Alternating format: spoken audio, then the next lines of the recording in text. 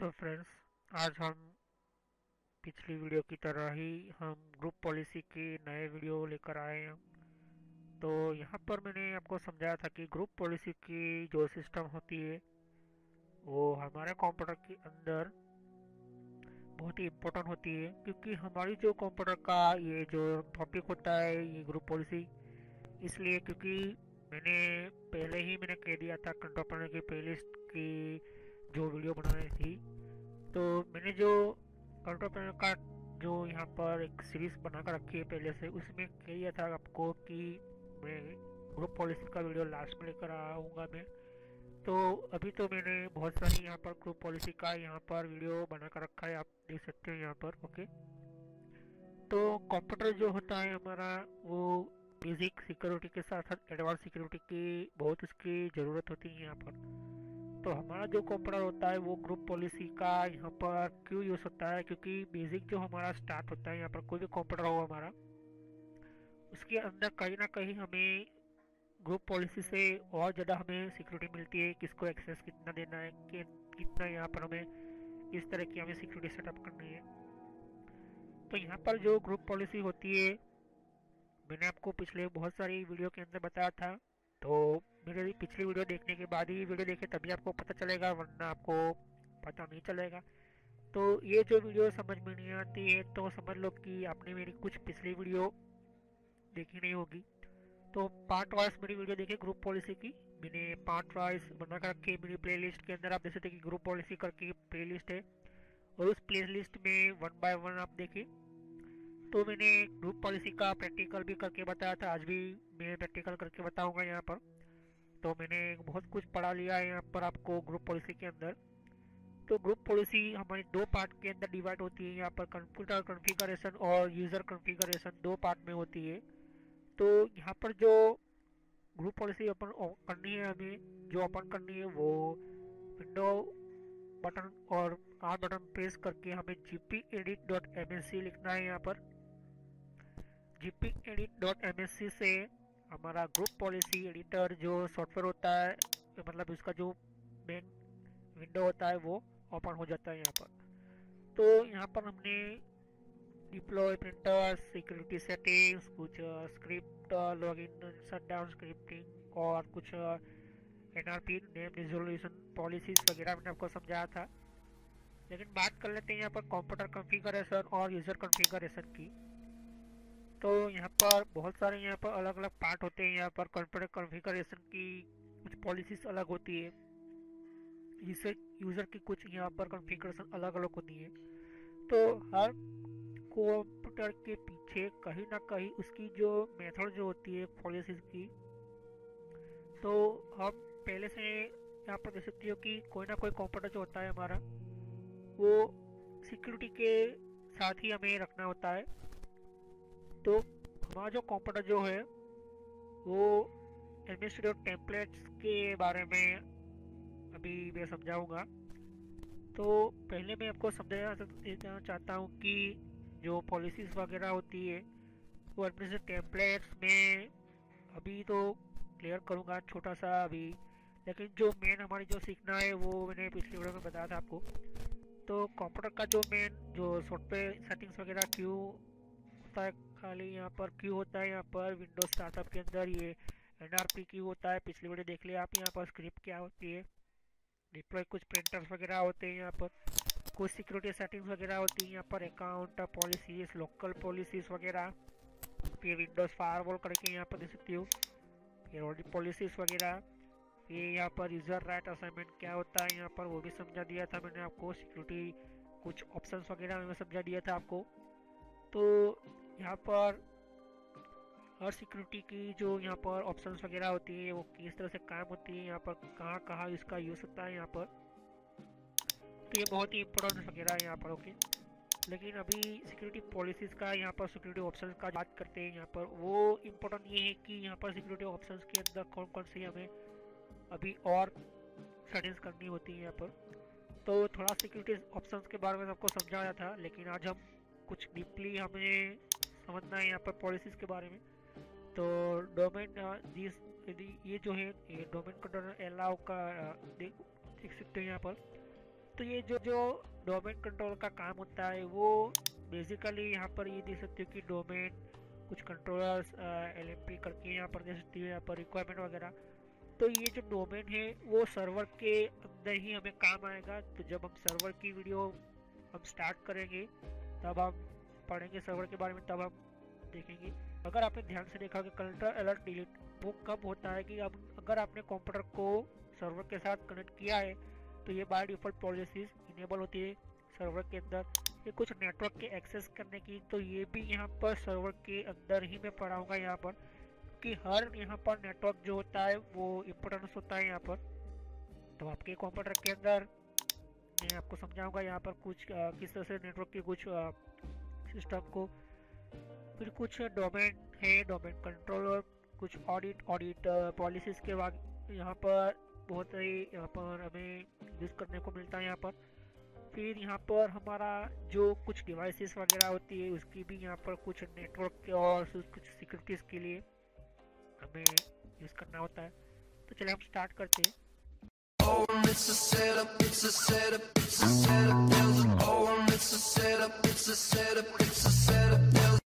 तो वीडियो को स्टार्ट करने से पहले मैं आपको छोटा सा मैसेज देना चाहता हूँ कि इस तरह से आप सोशल कॉलेज एंड एंटरटेनमेंट लिखोगे तो इस तरह से मेरा चैनल आ जाएगा।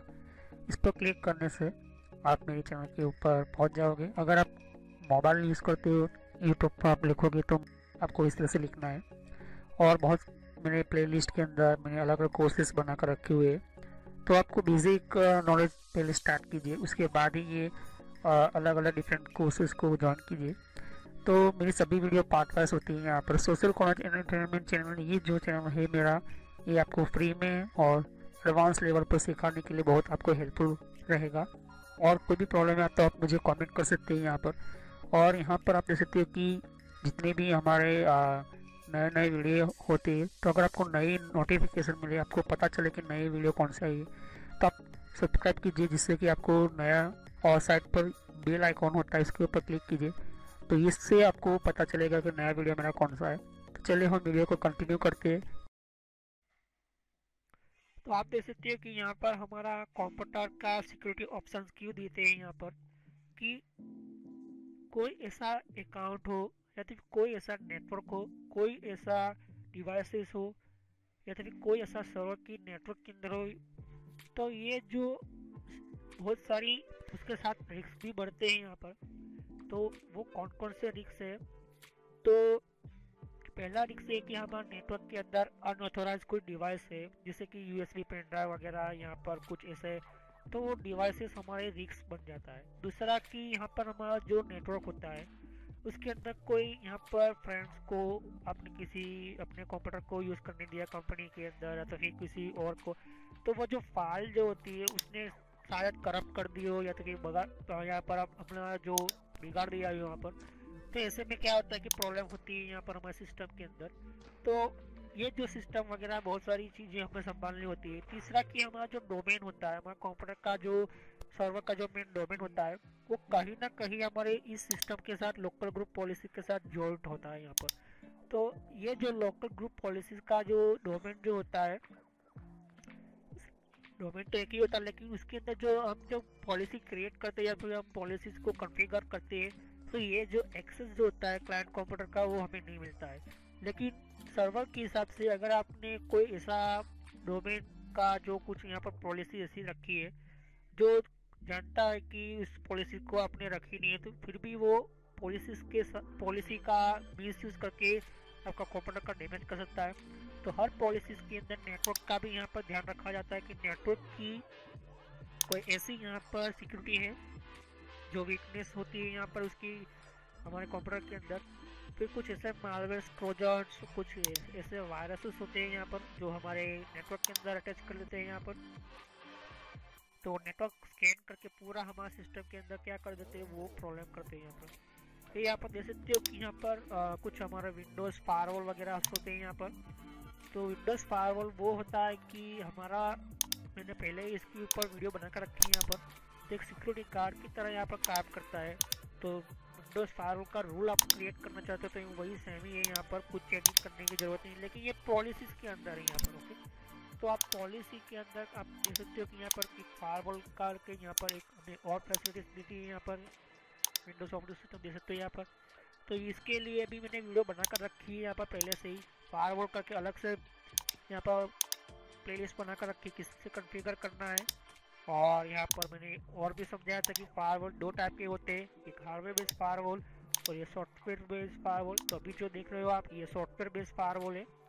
तो ये चीज़ें आपको ध्यान में रखनी है कि फायरवॉल क्या है, किस तरह से काम करता है। तो फायरवॉल एक सिक्योरिटी गार्ड है, एक सिक्योरिटी का तरह काम करता है यहाँ पर, जो हमारे कंप्यूटर के अंदर आने अनऑथोराइज जो सिस्टम होती है तो इसको यहाँ पर एक्सपांड नहीं करना पड़ेगा यहाँ पर आपको। तो ये domain profile, hardware profile, domain profile, private profile, public profile वगैरह। फिर यहाँ पर जैसे कि नेटवर्क लिस्ट मैनेज पॉलिसी, तो यहाँ पर नेटवर्क पॉलिसी जो होती है, मैनेजर पॉलिसी होती है, वो पॉलिसी यहाँ पर क्या होती है कि कंप्यूटर के अंदर नेटवर्क के अंदर जो हमारा जो मेन सिस्टम जो होता है वो दो तरह के यहाँ पर काम करता है। फर्स्ट कि हमारा जो कंप्यूटर जो होता है वो कहीं ना कहीं हमारे सिस्टम के साथ हमारा एक दूसरे के साथ कनेक्ट होते हैं यहाँ पर। तो जब हमारा नेटवर्क जो होता है वो कहीं ना कहीं हमारे जो कुछ हमारे कुछ परमिशंस होती है यहाँ पर इनकी। तो अगर आप चाहते हो कि अपने नेटवर्क के अंदर इस तरह से आइकॉन चेंज करना है तो आप आइकॉन भी चेंज कर सकते हो यहाँ पर। तो ये जो आइकॉन अभी चेंज नहीं होगा क्योंकि ये नेटवर्क पॉलिसीज के अंदर अभी मैंने उसको सेटअप नहीं करूँगा। अगर मैंने इसको चेंज कर भी दिया तो भी यहाँ पर इफेक्ट नहीं बताएगा क्योंकि ये अलग तरह की पॉलिसीज के अंदर बता रहा है यहाँ पर। ओके, तो मैं चाहूँ तो अगर इसको वायरलेस में रखूँ तो वायरलेस भी रख सकता हूँ, यहाँ पर अप्लाई करूँगा और फिर वही हमारा जो कमांड प्रॉम्प्ट होता है यहाँ पर। ओके, तो कमांड प्रॉम्प्ट क्या होता है कि हमारा एक इमीडिएटली यहाँ पर हमारी पॉलिसीज को जो यहाँ पर एक्सेस करने के लिए, इसको अपडेट करने के लिए, तो जीपी अपडेट //force अभी तो यहाँ पर इस तरह से नहीं होता है। यहाँ पर जीपी अपडेट //force। ओके, तो यही वो कमांड होता है कि हमारा कंप्यूटर के अंदर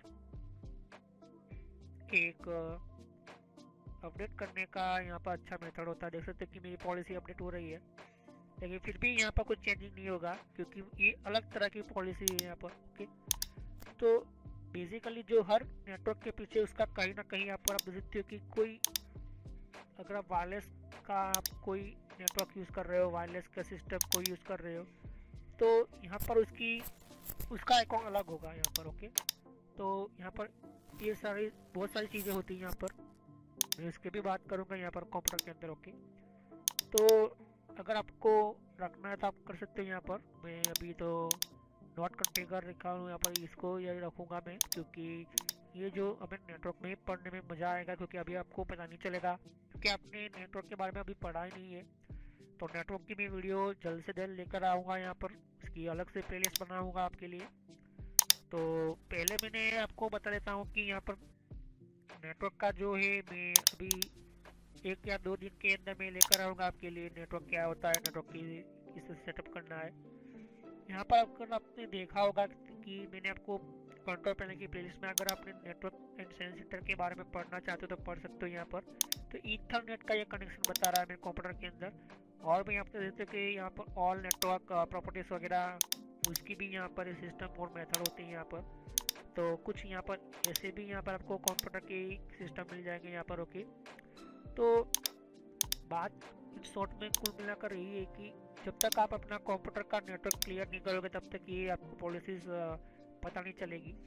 तो हर पॉलिसीज का यहाँ पर जो इम्प्रूवमेंट होता है वो ये होता है कि अगर आपने पॉलिसी चेंज की है तो उसका आपका कहीं ना कहीं आपका कंप्यूटर आपका चेंज होता है थोड़ा सा, तो मतलब उसकी सिक्योरिटी के अंदर इंक्रीज होती है या फिर वो डिक्रीज होती है यहाँ पर। ओके, फिर यहाँ पर देख सकते हैं कि यहाँ पर और भी यहाँ पर कुछ नेटवर्क्स वगैरह होते हैं यहाँ पर। ओके, तो इसको बाद में बढ़ाऊँगा। यहाँ पर देख सकते हैं कि पब्लिक की पॉलिसीज होती है यहाँ पर। पब्लिक की पॉलिसीज का मतलब ये होता है कि हर कंप्यूटर के सिस्टम के अंदर, इसके कंप्यूटर के कॉन्फ़िगरेशन के अंदर आपको बहुत ही अलग अलग डेटास को यहाँ पर मॉडिफाई, अगर आपने ध्यान देखा होगा कि हमारा जो कंप्यूटर होता है उसके अंदर कुछ हमारे जो फाइल्स होती है, कुछ हमारे सॉफ्टवेयर होते हैं, उसको अपडेट करना पड़ता है। तो कुछ सर्टिफिकेट्स होते हैं यहाँ पर, कुछ ऐसे उसके डेटा के अंदर, प्रोग्राम के अंदर पहले से डिफाइन किया गया होता है कि जो प्रोग्राम इंजीनियर होते हैं, तो उसके अंदर भी यहाँ पर कहीं ना कहीं अगर आपने डेटा को कुछ स्पेशल सेपरेट के लिए यहाँ पर एंटर करके रखा है, तो उसके लिए कुछ यहाँ पर पॉलिसीज होती है, यहाँ पर कुछ सॉफ्टवेयर रिस्ट्रिक्शन वगैरह होते हैं यहाँ पर, और कुछ एप्लीकेशन कंट्रोल पॉलिसीज होती है यहाँ पर।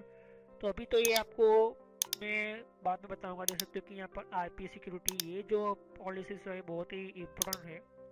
तो ये जो होता है कि हमारा जो आईपी एड्रेस के ऊपर जो डेटा जाते हैं, तो उस पैकेट को ही हम क्या करते हैं, सिक्योर कर देते हैं यहाँ पर। तो किस तरह से सिक्योर करना है वो मैं नेटवर्क के अंदर और सर्वर के अंदर पढ़ाऊंगा। क्योंकि अगर आपने ध्यान से, अगर आईपी सिक्योरिटी पॉलिसीज का कुछ और लोकल कंप्यूटर के अंदर आपको पढ़ना है, तो आपको पहले कम से कम नेटवर्क का थोड़ा सा नॉलेज आपके पास होना ही चाहिए, और सर्वर का नॉलेज होना चाहिए, तभी ये पॉलिसी आपको समझ में आएगी, वरना आपको पता नहीं चलेगा।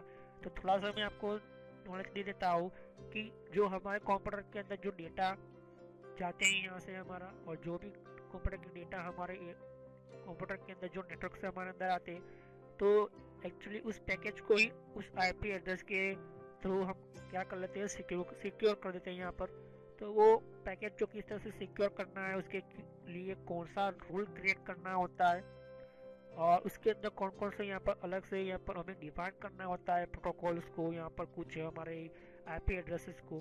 तो जब तक इस पॉलिसीज को आपको जानना है, तो आपको पहले नेटवर्क, उसकी अंदर आईपी एड्रेस का आपका नॉलेज पावरफुल होना चाहिए। तो अगर मैं आपको ध्यान से देता हूँ तो देख सकते हो यहाँ पर क्रिएट कर देता हूँ यहाँ पर। तो ये जो पॉलिसीज तो आप मैं क्रिएट कर दूंगा, लेकिन आपको पता नहीं चलेगा। मैं नेक्स्ट भी कर लूँगा यहाँ पर, और आपको यहाँ पर कुछ इन्फॉर्मेशन दे रहा है यहाँ पर, okay.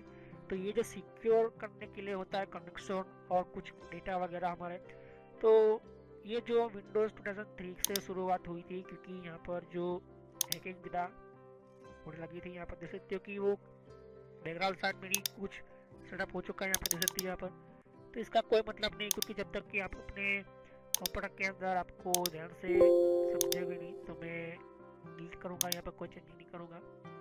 Advance audit policy configuration होता है यहाँ पर। ये ऐसी पॉलिसीज होती है कि जो अगर आपने ऑडिटिंग जो होती है यहाँ पर अलग अलग यहाँ पर, तो ये देख सकते हो कि ये इन्फॉर्मेशन कलेक्ट करता है यहाँ पर।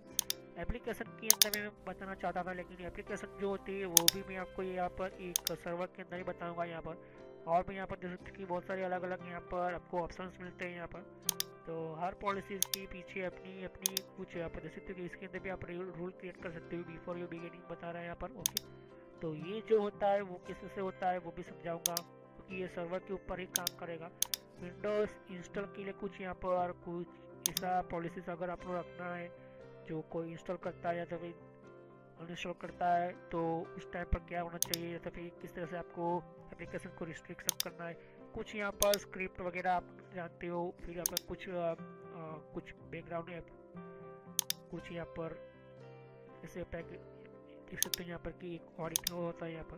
तो ये ऑडिटिंग करने के लिए होता है। ऑडिट का मतलब आपको पता ही होगा कि ऑडिट पॉलिसी वो होती है कि जो हमारे कंप्यूटर के अंदर इंफॉर्मेशन देता रहे, हर चीज़ की हमें इंफॉर्मेशन देता रहे, क्या चीज़ चेंज हुआ, किसने चेंज किया, कब किया, कहाँ कहाँ चेंजिंग करने की कोशिश की है यहाँ पर।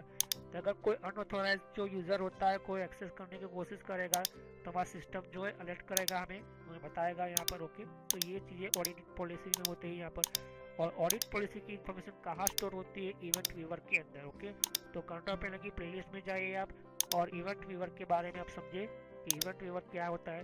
नेक्स्ट वीडियो में आपको समझाऊंगा कि पूरा एडमिनिस्ट्रेटर टेम्पलेट्स के बारे में, कंट्रोल पैनल के अंदर ये क्या है, यहाँ पर एडमिनिस्ट्रेटर टेम्पलेट्स क्यों यूज़ करते हैं। तब तक thanks for watching my video. तो फ्रेंड्स, वीडियो पूरा होने के बाद भी मैं थोड़ा सा मैसेज देना चाहता हूँ। यहाँ पर देख सकते हो कि बहुत आपको नए नए वीडियो आते हैं, तो यहाँ पर सब्सक्राइब पर क्लिक कीजिए, और सब्सक्राइब पर क्लिक करने से और बेल आइकॉन पर भी क्लिक करना होगा आपको। तो इससे क्या होता है कि आपको नोटिफिकेशन मिलती है, मतलब एक नया मैसेज मिलता है कि कौन सा नया वीडियो अपलोड होता है। हर वीडियो की अलग अलग मेरे रीज़न होते हैं, ओके। और हर वीडियो मेरा पार्ट वाइज होता है, तो सभी वीडियो पार्ट वाइज होने के कारण आप यहाँ पार्ट वाइज पढ़ोगे तो अच्छी तरह समझ में आएगा। प्लेलिस्ट पर क्लिक करोगे यहाँ पर तो ध्यान से देखिए कि बहुत सारे यहाँ पर मेरी प्लेलिस्ट क्रिएट करके रखी हुई है। तो किस तरह से आपको आप नए कंप्यूटर में हैं तो आप बेसिक स्टार्टिंग यूज़र ये जो है प्लेलिस्ट वहाँ से शुरुआत कीजिए, जिससे कि आपको और अच्छी तरह से समझ में आए। अगर आप नए नए कंप्यूटर में यूज़र हो तो नए कंप्यूटर के यूज़र के अंदर आपको ये पहले ये वीडियो देखिए। इसके बाद यहाँ पर आप देख सकते हो कि आप विंडो 7 यूज़ करो या विंडो 8 यूज़ करो या विंडो 8.1 यूज़ करो या विंडो 10 यूज़ करो। ये बेसिक स्टार्टिंग जो यूज़र्स होते हैं बेसिक के लिए होते हैं। उसके बाद आपको माइक्रोसॉफ्ट का ये जो वीडियो होता है ये बेसिक स्टार्टिंग यूज़र्स के लिए यहाँ पर MS ऑफिस का भी ये मैंने प्लेलिस्ट बनाकर रखा हुआ है।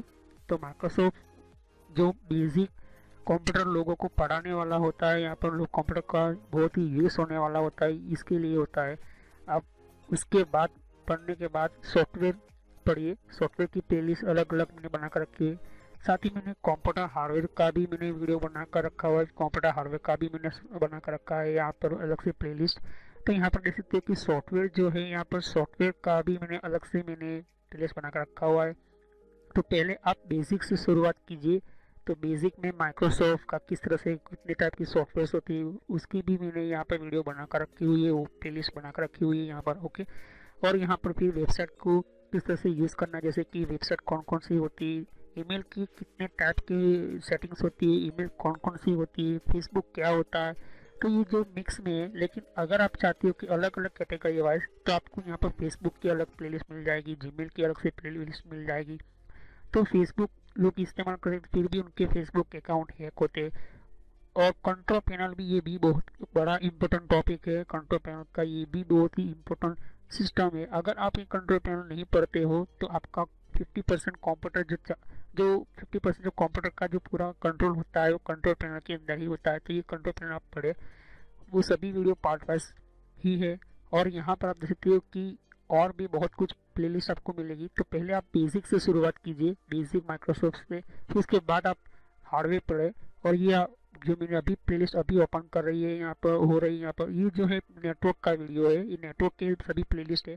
तो अगर आप कंप्यूटर के फील्ड में कंप्यूटर हार्डवेयर अच्छी तरह से पढ़ चुके हो, कंप्यूटर हार्डवेयर पढ़ने के बाद आप नेटवर्क में जाना चाहते हो तो आप नेटवर्क में जाइए और नेटवर्क की बारे में पढ़े कि हमारा कंप्यूटर का इंटरनेट नेटवर्क किस तरह से चलता है। फिर उसके बाद यहाँ पर कंप्यूटर हार्डवेयर देख सकते हो कि मैंने कहा कि ये कंप्यूटर हार्डवेयर का वीडियो है। तो नेटवर्क पढ़ने से पहले कंप्यूटर हार्डवेयर कंप्लीट आपको समझ में होना चाहिए, आपको समझना होता है। यहाँ पर कंप्यूटर हार्डवेयर के बिना आप इस तरह से कोई भी स्टार्ट नहीं कर सकते हो। तो सभी वीडियो मेरे कोर्स जो होते हैं फ्री में है, बाहर आपको पे करना पड़ता है, पैसे देना पड़ता है, लेकिन यहाँ पर फ्री में है। तो चलिए हम नेक्स्ट वीडियो में मिलते हैं।